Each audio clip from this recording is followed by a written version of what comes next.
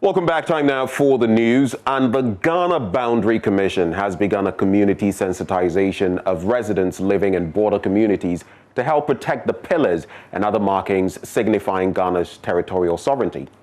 Authorities at the commission set up to harmoniously settle matters concerning Ghana's boundaries with its neighbors to avoid an escalation of tensions over territorial differences. Say they are conducting an audit of boundaries throughout the country, starting with land boundaries in the Volta region. National Coordinator of the Commission, Brigadier General Emmanuel Kutia, has been explaining to traditional authorities in the area why they should not confront their neighbors in border towns over these land demarcations. Head of our security desk, Gov't Apia, has a wrap of a tour of the area. The Ghana Boundary Commission is an organization set up to deal with issues arising from Ghana's boundaries with its neighbors. Although the law governing the organization was passed, operationalization of the commission to deal with boundary issues between Ghana and its neighbors happened at the latter part of last year. Ghana's maritime boundary dispute with Ivory Coast, which started in 2010 and ended up in court, is one of the situations the commission is hoping to avoid by clearing out the blurred lines, starting with the land boundaries. Brigadier General Emmanuel Kutia is the national coordinator. We are responsible for ensuring that our land boundaries are secured, the pillars are also well placed and they are not disturbed. And for that matter, we are also responsible for ensuring that our land boundaries are not tampered with. Now, one of the important things that we need to understand is that the Boundary Commission has become more operational since the latter part of last year. Now, we want to use this opportunity to advise that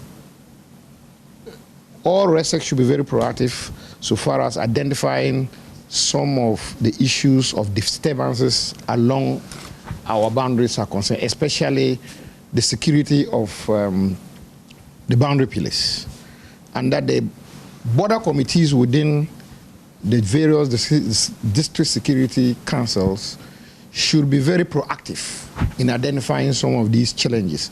Now, giving us early warning, so far as these challenges are concerned, will help prevent a lot of conflict. We want, as a country, to live amicably with our neighbors. And as part of our mandate, as I mentioned earlier on, it is our responsibility to ensure that we really discuss with our neighbors or our counterparts from the opposite side of our country if there are issues. And I can assure you that currently we have a very good relation with the Boundary Commission of Togo. So when there are issues, we are jointly going to resolve these issues at our boundary. We are not going to resolve it independently. Coming here, they are aware that we're coming here. We've told them that we're coming here. They've told all their security personnel along the borders that we are coming to do an exercise here. They should give us all the cooperation.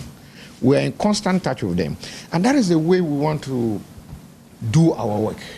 Going forward, we want to ensure that there will never be a dispute coming out of boundary pillars between Ghana and its neighbors. And that is why that is the main object of the Ghana Boundary Commission. And we're going to ensure that that is applied to the latter.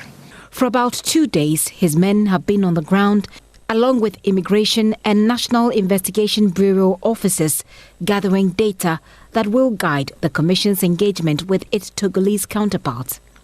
Today, they have just finished briefing him and are taking us to review their findings on the ground. This is the gate that separates two countries. With COVID-19, thoroughfare is not allowed for now. This is one of the pillars meant to show when Ghana's territorial sovereignty ends with Togo. It is lying on its side across this stream instead of being rooted in the ground. Brigadier General Kutia and his men suspect this may have been caused by erosion or other natural causes. But they want to look further to determine whether or not it was a deliberate attempt by anyone to tamper with the demarcations. One of his men explains. So, as I was saying, we don't know whether it was through human activity or it was through erosion over the years that the pillar fell. So the exact location or the pillar would have to be determined by the surveyors using their instrument to determine the coordinates. But we pick the current coordinates of where the pillar is lying, and then we'll forward it to them for them to also do the assessment. Then if there's any follow-up survey activities, then we can come back and then confirm the exact locations. Where we are standing in Togo's territory, per the demarcations on the original map of 1972.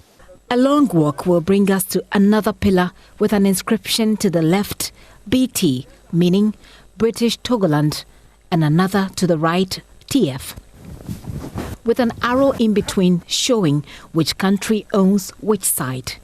This is the point of separation of two countries, and without these pillars, each country may lay claim to the entire area, and that can create chaos. And that one identifies the international boundary line. So it's part of our efforts in conducting an audit so far as the boundaries of our countries are concerned. But the priority we have set for ourselves now is to make an audit of the problem areas before we go into other areas that there are no controversies. That is the reason why we've selected this area as one of the key areas that we have come to do an audit.